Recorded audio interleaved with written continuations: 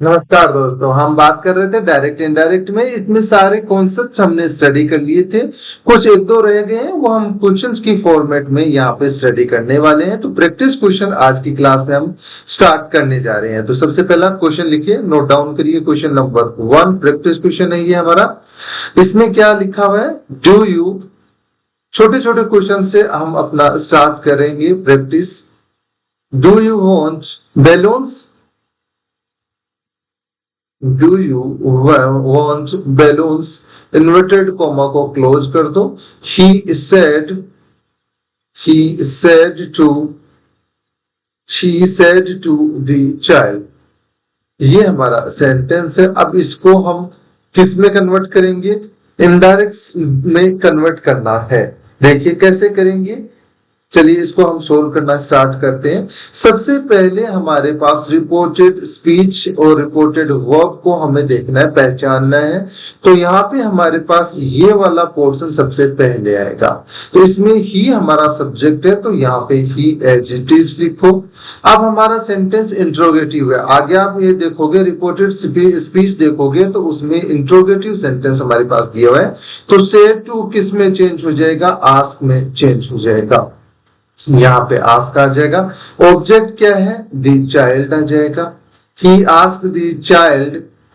अब कंजक्शन के तौर पे हम इफ या वेदर का प्रयोग करेंगे। यहाँ पे हमसे इफ का हमने यूज कर लिया। He ask the child if.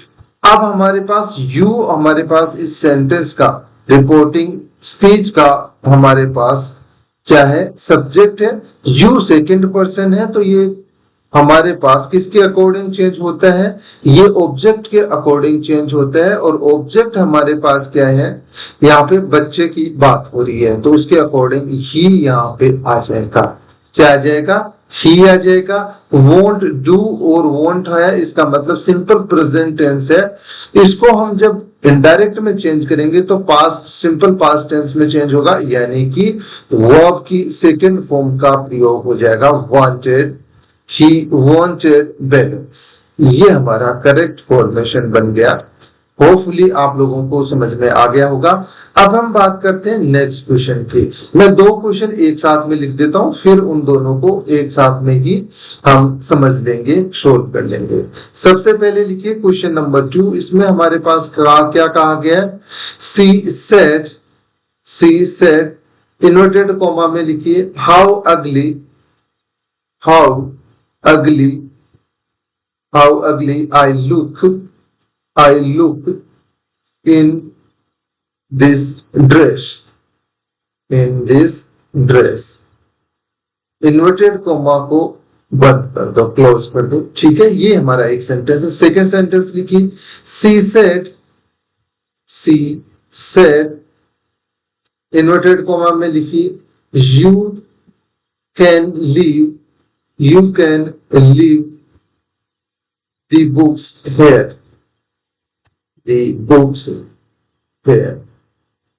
बहुत ही प्यारे प्यारे से सेंटेंस है, इनको हम करना स्टार्ट करते हैं। देखिए बात करें क्वेश्चन नंबर 2 की, तो इसमें हमारे पास क्या कहा गया है, सी सेड हाउ अगली I look in this dress.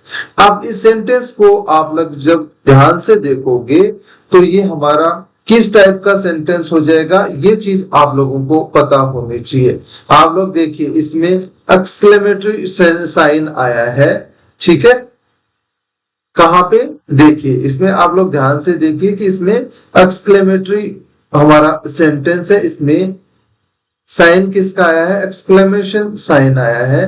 तो इसको हम किस में चेंज करेंगे, ये हमारा सेंटेंस कैसे चेंज होगा वो देखिए। अब इसकी बात करें तो subject she as it is आ जाएगा। सेड किस में चेंज होगा, एक्सक्लेम्ड में चेंज हो जाएगा। अब भाव क्या है, इसमें भाव क्या है, अगली बताया गया है, तो हमारे पास क्या आ जाएगा, एक्सक्लेम्ड। आगे कंजक्शन के तौर पे दैट का प्रयोग होता है, वो हमने एज इट इज लिख दिया। आगे देखिए हमारे पास आई यहाँ पे सब्जेक्ट है इस सेंटेंस का। आई फर्स्ट पर्सन है, इसलिए सब्जेक्ट के अकॉर्डिंग चेंज होगा और यहाँ पे सी आ जाएगा। सी अब हमारे पास यहाँ पे सिंपल प्रेजेंट टेंस है, जब हम इसको इनडायरेक्ट में चेंज करेंगे तो हमारे पास सिंपल पास्ट यानी कि वर्ब की सेकंड फॉर्म यहाँ पे आ जाएगी। She exclaimed that she looked very very ugly in, this किस में चेंज हो जाएगा, दैट में चेंज हो जाएगा, दैट ड्रेस। ये हमारा इनडायरेक्ट फॉर्म बन गया। होपफुली आप लोगों को समझ में आ गया होगा, इसमें कोई परेशानी होनी नहीं चाहिए। अब हम बात करते हैं क्वेश्चन नंबर 3 की। सब्जेक्ट को एज इट इज लिखो। You said you can leave the books here. ये सिंपल सेंटेंस है, असर्टिव सेंटेंस है। इसको कैसे चेंज करेंगे, सेड के साथ में टू वगैरह नहीं है तो इसको सेड को सेड ही रख लो, सी सेड। अब कंजक्शन हमारे पास सिंपल सेंटेंस के लिए, असर्टिव सेंटेंसेस के लिए दैट का प्रयोग करते हैं। आगे हमारे पास यू है, यू को हम किसके अकॉर्डिंग चेंज करेंगे, हम दे में कन्वर्ट कर देंगे। ठीक है, she said that they can, can किस में चेंज हो जाएगा, कैन है हमारा वो कुड में चेंज हो जाएगा। ये मैंने आप लोगों को बताया था। कुड के साथ में वर्ब की फर्स्ट फॉर्म लगा दो और लीव दी बुक्स, लीव दी बुक्स। और हेयर किस में चेंज हो जाएगा, ये देर में चेंज हो जाएगा। इस प्रकार हमारे क्वेश्चन नंबर 3 का डायरेक्ट से इनडायरेक्ट में हमने कन्वर्जन कर दिया। होपफुली आप लोगों को समझ में आ गया होगा, इसमें कोई परेशानी नहीं होनी चाहिए। अब हम बात करते हैं क्वेश्चन नंबर 4 की। क्वेश्चन नंबर 4 में हमारे पास क्या दिया हुआ है, my friend said, my friend said, I am leaving today. I am leaving today. देखो मैं 3-4 क्वेश्चन एक साथ में लिखा देता हूं, नोट डाउन करवा देता हूं, फिर हम 1 बाय 1 हम उनको डिस्कस कर लेंगे। ये था हमारा क्वेश्चन नंबर 4। क्वेश्चन नंबर 5 में हमारे पास क्या है, देखिए Kalidas wrote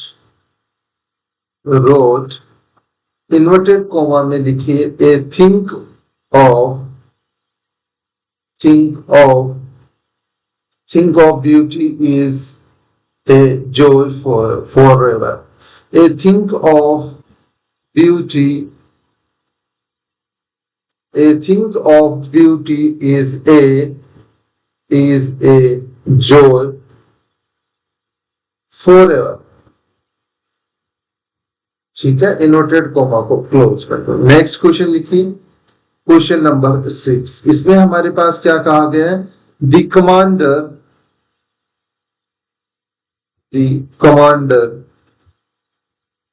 said to the commander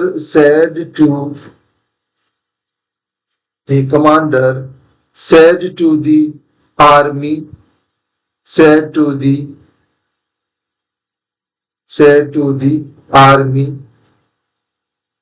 inverted comma में लिखिए मार्च फॉरवर्ड। ठीक है, अब तीनों क्वेश्चंस को हम 1 बाय 1 यहाँ पे डिस्कस कर लेते हैं। हमारा क्वेश्चन नंबर 4 है, उसमें हमें क्या करना है, कैसे करना है, देखिए यहाँ पे हमारे पास माय फ्रेंड यहाँ पे सब्जेक्ट है, इसको एज इट इज लिखो माय फ्रेंड। अब हमारा सेंटेंस आगे देखोगे तो सिंपल सेंटेंस है, इसमें ऐसा कोई भी असर्टिव सेंटेंस है, इसमें कुछ भी चेंज करने की जरूरत नहीं है। सैड इकला है, इसके साथ में टू होता तो सैड के बाद में टू होता तो टोल्ड में चेंज हो जाता, लेकिन यहाँ पे टू नहीं है तो टू सैड को सैड ही रखो। आगे कंजक्शन के तौर पे इन्वर्टेड कॉमा को हटाने के लिए दैट का प्रयोग हो जाएगा। आई यहाँ पे हमारा फर्स्ट पर्सन है तो माई फ्रेंड के अकॉर्डिंग यहाँ पे ही आ जाएगा, ही। आगे देखिए ही, अब हमारे पास एम या आर और इज ये किस में चेंज होते हैं, वॉज वर्ब में चेंज होते हैं। ही के साथ में वॉज सूट करेगा, हमारे पास ING form as it is आ जाएगी। और टुडे की जगह टुडे किस में चेंज हो जाएगा, दैट डे में चेंज हो जाएगा। ये हमारा करेक्टली क्या बन गया, इसका इनडायरेक्ट फॉर्म बन गया। अब हम बात करते हैं क्वेश्चन नंबर 5 की। 5 में हमारे पास क्या दिया हुआ है, देखिए बहुत ही इंपॉर्टेंट क्वेश्चन है। Kalidas wrote a think of beauty is a Joy for ever. अब इसको हम कैसे चेंज करेंगे? तो सबसे पहले हमारे पास सब्जेक्ट है कालिदास, उसको एज इट इज लिखो। फिर कालिदास ने कोई चीज लिखी है तो रोट के आगे टू वगैरह कुछ है नहीं तो सिंपली रोट लिख दो। कंजक्शन के तौर पे हमारे पास दैट आ जाएगा। और ये एक कोटेशन है या एक स्टेटमेंट है, इसलिए इसको एज इट इज बिना किसी चेंज के ऐसा का ऐसा लिख दो। थिंक ऑफ ब्यूटी इज, इसमें टेंस भी चेंज करने की जरूरत नहीं है क्योंकि ये किसी का स्टेटमेंट है। स्टेटमेंट को हम एज इट इज ही लिखते हैं। ठीक है, चलिए अब हम आगे बात करते हैं। बहुत ही इंपॉर्टेंट क्वेश्चन था ये, 5 नंबर। अब हम बात करते हैं क्वेश्चन नंबर 6 की। 6 में हमारे पास क्या है? The commander said to the army march forward. ये हमारा सेंटेंस है। अब इसमें हम कैसे करेंगे देखिए, आर्मी का कमांडर है तो वो हमेशा ऑर्डर देगा, तो हमारे पास द कमांडर जो सब्जेक्ट है उसको एज इट इज लिखो, नोट डाउन करो। उसके बाद में सेड टू किस में चेंज हो जाएगा? ऑर्डर्ड में चेंज हो जाएगा। Ordered the army. अब हमारे पास ये ऑर्डर दिया है और इसको हम कंजक्शन के तौर पे यहाँ पे किसका प्रयोग करेंगे? टू का प्रयोग करेंगे। किसका प्रयोग करेंगे? टू का प्रयोग करेंगे। और आगे वाला पार्ट जो रिपोर्टेड स्पीच का पार्ट है वो एज इट इज लिख दीजिए, नोट डाउन कर दीजिए। ठीक है, होपफुली ये क्वेश्चन आप लोगों को समझ में आ गए होंगे। अब हम आगे कुछ क्वेश्चंस और देखते हैं, उनको डिस्कस करना स्टार्ट करते हैं। बहुत ही प्यारे प्यारे से क्वेश्चंस हैं हमारे पास, इनको वन बाय वन हम डिस्कस करेंगे। क्वेश्चन नंबर 7 की हम चर्चा कर लेते हैं। तो लिखिए, होपफुली आप लोगों ने 6 नंबर क्वेश्चन नोट डाउन कर लिया था। अब लिखिए क्वेश्चन नंबर 7 की हम बात करें। ही प्रोमिस्ड इन्वर्टेड कॉमा में लिखिए I will do it tomorrow. ठीक है, इन्वर्टेड कॉमा को क्लोज कर दो। फिर लिखिए क्वेश्चन नंबर 8 में हमारे पास क्या है? राधिका सेड इन्वर्टेड कॉमा में लिखिए I did not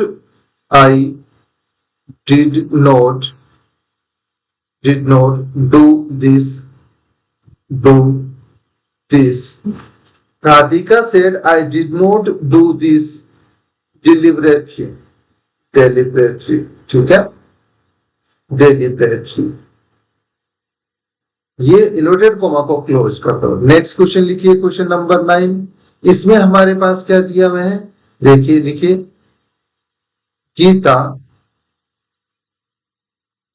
Gita exclaimed. अब आप लोगों को एक्सक्लेम देखते ही पता चल जाना चाहिए कि एक्सक्लेमेटरी सेंटेंस होने की पूरी संभावनाएं हैं। तो इसमें क्या है? I am afraid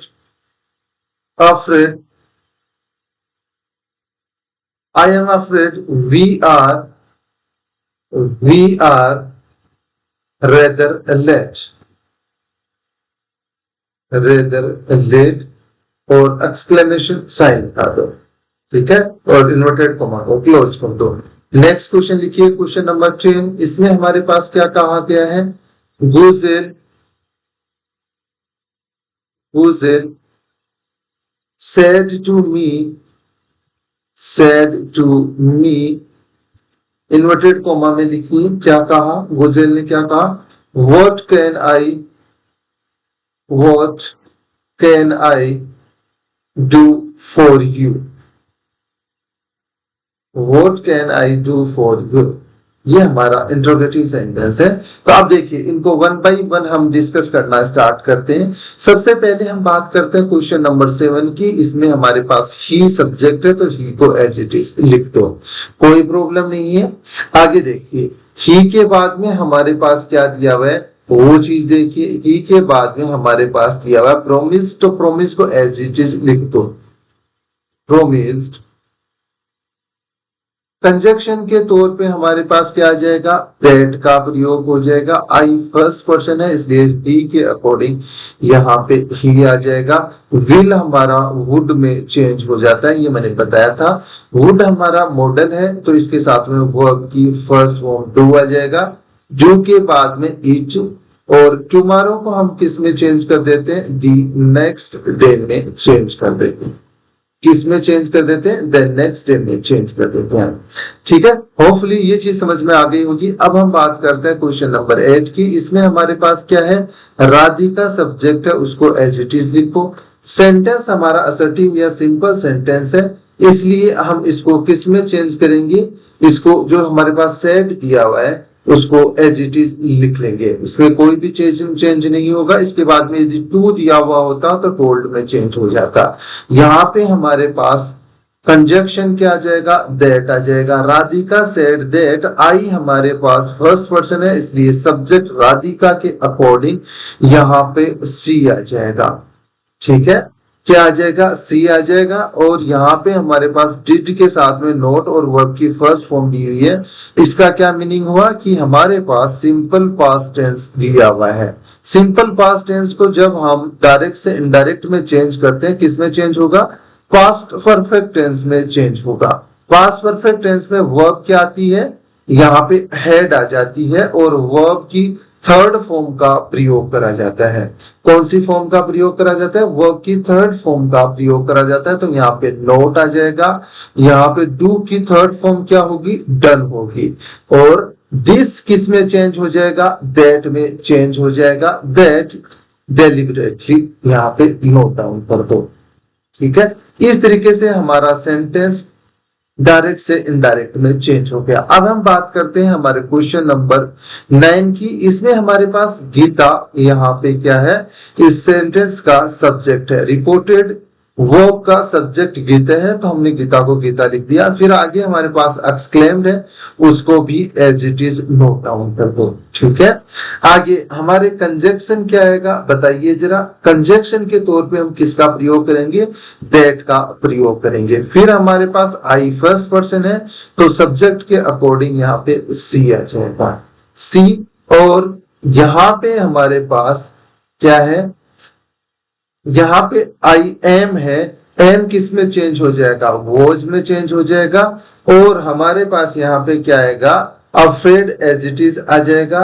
C was afraid, afraid that, that लगा के नेक्स्ट सेंटेंस को लिख दो।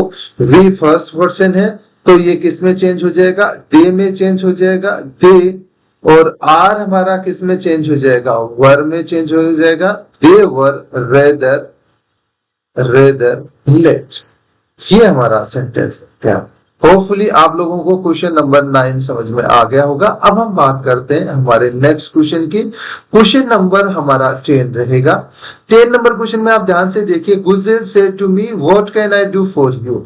यहाँ पे गुजेल है, गुजेल सब्जेक्ट है, एज इट इज लिख दो। सेड टू है, सेड टू किस में चेंज होगा, आगे हमारा सेंटेंस इंट्रोगेटिव है इसलिए यहाँ पे हमारा जो सेंटेंस है आस्क में चेंज हो जाएगा। किस में चेंज हो जाएगा, आस्क में चेंज हो जाएगा। और मी हमारा ऑब्जेक्ट आ जाएगा। यहाँ पे हमारे पास, यहाँ पे हमारे पास कंजक्शन के तौर पे किसका प्रयोग होगा, ये इंपॉर्टेंट है। कंजक्शन के तौर पे हमारे पास यहाँ आगे WH वर्ड दे रखा है तो हमारे पास किसका, इफ का प्रयोग होना चाहिए या वेदर का प्रयोग होना चाहिए या हमारा WH वर्ड का प्रयोग होना चाहिए, आप लोग बताएंगे। तो आप लोगों को ये चीज पता होगी, यहाँ पे इफ या वेदर का प्रयोग गलत माना जाएगा। जब WH वर्ड दिया हुआ हो तो WH वर्ड का ही प्रयोग होगा। तो यहाँ पे हमारे पास क्या आ गया, वॉट। आगे हमारे पास आई किस में चेंज हो जाएगा, फर्स्ट पर्सन के अकॉर्डिंग, फर्स्ट पर्सन होने की वजह से सब्जेक्ट के अकॉर्डिंग। गुजेल एक लड़की है इसलिए यहाँ पे सी आ जाएगा। और बात करें टेंस की, बात करें तो हमारे पास इसमें डू दिया हुआ है, यहाँ पे कैन आया है। कैन एक मॉडल है और जब भी इसको इनडायरेक्ट में चेंज करेंगे तो कुड में चेंज हो जाएगा। कुड के साथ में वर्ब की फर्स्ट फॉर्म डू आ जाएगी और इसके बाद हमारे पास क्या आ जाएगा, 4 एज इट इज लिख दो। यू हमारे पास सेकंड पर्सन है, सेकंड पर्सन हमारे ऑब्जेक्ट की मी के अकॉर्डिंग यहाँ पे चेंज होगा, तो यहाँ पे ऑब्जेक्टिव फॉर्म क्या आ जाएगी, मी आ जाएगी। इस तरीके से हमारा इनडायरेक्ट फॉर्म क्या बना, गुजेल asked me what she could do for me. ये हमारा सेंटेंस बन गया, करेक्टली इनडायरेक्ट फॉर्म में हमने कन्वर्ट कर दिया। होपफुली ये चीज आप लोगों को समझ में आ गई होगी, इसमें कोई परेशानी कोई समस्या नहीं होनी चाहिए। आज की क्लास में बेसिकली हमने 10 ही क्वेश्चन डिस्कस करे हैं, बट बहुत ही वैरायटी वाले क्वेश्चन है। 10 के 10 क्वेश्चन लगभग अलग अलग टाइप के हमने क्वेश्चन डिस्कस करे हैं। बाकी के क्वेश्चन हम डिस्कस करेंगे नेक्स्ट क्लास में। आने वाली 2-3 क्लासों में केवल और केवल हम प्रैक्टिस क्वेश्चन करने वाले हैं, तो ज्यादा टेंशन लेने की जरूरत नहीं है। कैसे हमें आप लोगों को समझ में आएगा, जस्ट कैसे कॉन्सेप्ट की क्लियरिटी आएगी, वो सारी हमारी हेडेक है। हम आपको प्रैक्टिस क्वेश्चन के माध्यम से ज्यादा प्रैक्टिस कराएंगे, तो आप लोगों को जब भी एग्जाम में क्वेश्चन मिलेगा तो 2 मिनट भी आप लोगों को सोचने की जरूरत नहीं रहेगी कि इस क्वेश्चन का आंसर क्या होगा। आप तुरंत इमीडिएटली उस पर एक्शन ले सकते हैं। ठीक है, तो आज की क्लास में इतना ही। मिलते हैं आगे आने वाली क्लासों में और बेहतरीन एग्जाम्पल्स के साथ में, कॉन्सेप्ट की क्लियरिटी के साथ। ठीक है।